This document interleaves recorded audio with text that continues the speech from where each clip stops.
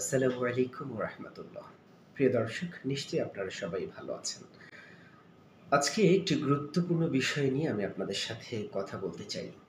এই মুহূর্তে যদি আমি মারা যাই, তাহলে আমি জান্নাতি কিনা এটি দাবি করার সুযোগ আছে কি?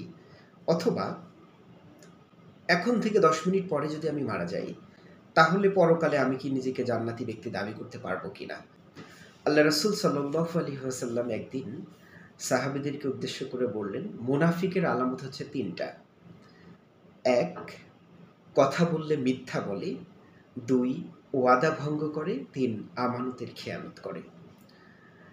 রাসূলুল্লাহ সাল্লাল্লাহু আলাইহি সাল্লামকে জিজ্ঞাসা করা হলো, ইয়া রাসূলুল্লাহ, কারো মাঝে যদি এই ৩ টার যেকোনো একটি পাওয়া যায়, তাহলেও কি সে মুনাফিক? রাসূল বলেছেন, হ্যাঁ। এই ৩ টা বৈশিষ্ট্যের যেকোনো একটিও যদি কোনো মুসলমানের চরিত্রের মধ্যে পাওয়া যায়, তাহলে অবশ্যই সে মুনাফিক। এবং আল্লাহ রাসূল সাল্লাল্লাহু আলাইহি সাল্লামকে জিজ্ঞাসা করা হয়েছিল, সেই মুসলিম ব্যক্তি যদি নামাজ এবং রোজা দুটোই পালন করেন, তাও কি সে মুনাফিক? তখন রাসূল বলেছেন, হ্যাঁ। আর এই মুনাফিকের পরিণাম হচ্ছে জাহান্নামের সবচাইতে নিকৃষ্ট স্থল। খুবই ইম্পর্টেন্ট একটি বিষয়। একটু চিন্তা করেন তো, ১ম যেটি ক্যারেক্টার অর্থাৎ মিথ্যা কথা বলা, কারো মাঝে যদি এই একটি চরিত্র থাকে, তাও সে মুনাফিক হিসাবে সাব্যস্ত হবে। সে নামাজ রোজাও যদি পড়ে, রাসূলের ভাষায় তার পরিণাম হবে জাহান্নাম। সে মুনাফিক হিসাবে সাব্যস্ত হবে। শুধু জাহান্নাম না, জাহান্নামের সবচেয়ে নিকৃষ্ট স্থল।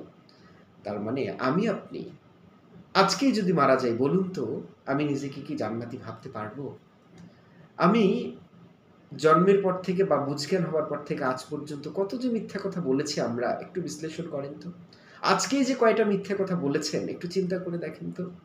তাহলে এই মিথ্যে কথা বলার কারণে আমি মুনাফিক হয়ে গিয়েছি। মৃত্যুবরণ করলে অবশ্যই আল্লাহর দরবারে মুনাফিকের কাতারেই আমাকে দাঁড়াতে হবে। আমার অবস্থান হবে জাহান্নামের সবচাইতে নিকৃষ্ট স্থল। তাই আমি এতটুকুই শুধু আপনাদেরকে বলতে চাই, আসুন না এই ৩ টে ক্যারেক্টার যাতে আমাদের মাঝে না থাকে। মিথ্যা কথা বলা, ওয়াদা ভঙ্গ করা, আমানতের খেয়ানত করা। আসুন না আমরা সবাই চেষ্টা করি মুনাফিকের এই বৈশিষ্ট্যগুলো, এই আলামতগুলো যাতে আমাদের মাঝে না থাকে। আমরা যাতে পরিপূর্ণ একজন মুসলিম হিসেবে সমাজে স্বীকৃত হতে পারি। আল্লাহর কাছে যেন আমরা একজন ভালো মানুষ হিসেবে গ্রহণযোগ্যতা পেতে পারি। আল্লাহ আমাদেরকে তৌফিক দান করুন।